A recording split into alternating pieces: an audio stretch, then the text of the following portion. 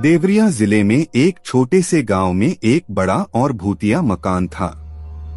वहां का कहना है कि उस मकान में रात के समय अजीब-अजीब आवाजें आती थीं और वहां रहने वाले लोग रोज उसी त्रासदी का शिकार होते थे। गांव वाले मकान को बड़ा ही भूतिया मानते थे और कोई भी उसे रात को पास से गुजरने का सा नहीं करता था। पर एक दिन एक वीर युवक नामक रवि ने गांव वालों से इस मकान की सच्चाई पूछने का निर्णय किया। रवि को गांव वालों ने डरा डाला, पर उसने ठान लिया कि वह रात के समय मकान में रहेगा और सब सच्चाई को सामने लाएगा। रात का समय आया और रवि मकान की ओर बढ़ा। मकान का माहौल बहुत ही डरावना था। चंदन की खुशबू से मिली हवा में एक अजीब सी महक फैल रही थी। रवि का दिल धड़कने लगा, पर उसने अपने आत्मविश्वास को बढ़ाते हुए मकान की ओर बढ़ते हुए एक अजीब सी बात सुनी। कौन है? रवि ने धीरे से पूछा। उत्तर में एक गुड़िया की कहानी सुनाई गई, जिसमें एक पुराने समय की रानी और उसकी असली गुड़िया के बीच का रहस्य छुपा हुआ था। रवि ने समझा कि यह आवाज किसी पुराने दरबार से आ रही है, पर उसने देखा कि कहानी कह रही गुड़िया खुद ही उछल रही थी और उसकी आंखें लाल थीं। रवि ने गुड़िया से पूछा, तुम यहाँ कैसे हो? गुड़िया ने हंसते हुए कहा, मैं यहाँ अपनी कहानी सुना रही हूँ। क्या तुम मेरी कहानी सुनना चाहोगे? रवि ने हाँ कहा और गुड़िया ने अपनी कहानी बताना शुरू की। कहानी में था एक पुराना महल और उस महल की रानी। रानी बहुत ही सुंदर और दयालु थी, पर एक दिन उसे एक दुर्भाग्यपूर्ण घटना का सामना करना पड़ा।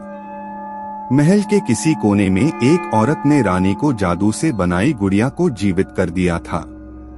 गुड़िया अब रानी की साथ रहती थी और उसके साथ बातें करती थी, पर रात को ही उसकी आंखें लाल हो जाती थीं और उसकी आवाज सुनना किसी के लिए भी मुश्किल हो जाता था।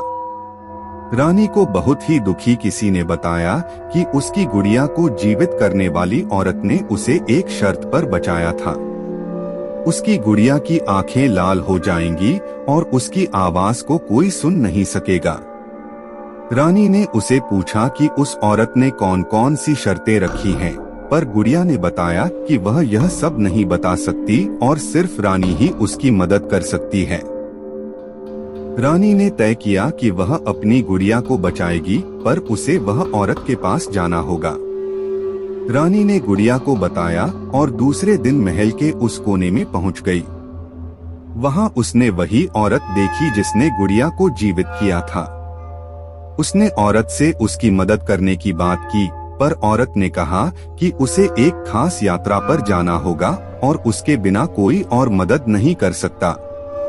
रानी ने तय किया कि वह उस यात्रा पर जाएगी, पर उसे यात्रा का सबसे डरावना हिस्सा पार करना होगा। रानी ने वह यात्रा शुरू की और बहुत सारी कठिनाइयों का सामना किया। वहां उसने अजीब-अजीब आवाजें सुनी, पर उसने हार नहीं मानी। आखिरकार वह एक जादूगर के सामने पहुंची और उससे मदद मांगी। जादूगर ने रानी को बताया कि उसे एक रहस्यमयी स्थान पर पहुंचना होगा और वहां एक खास पत्थर को छूना होगा जिससे उसकी गुड़िया को मुक्ति मिलेगी। रानी ने जादूगर की बात मानी और वह रहस्यमयी स्थान पर पहुंची।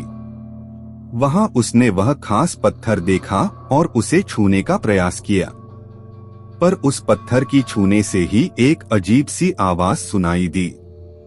रानी ने धीरे से उस पत्थर को छूना जारी रखा और धीरे धीरे उसे हिलाया। बड़ी ही चौंकाने वाली बात हुई, क्योंकि पत्थर हिलते ही सभी आवाजें रुक गईं और सारा महल चुप हो गया। गुड़िया की आंखें बहुत ही सुंदरी रंगों में बदल गईं और उसकी आवाज भी बहुत ही मधुर हो गई।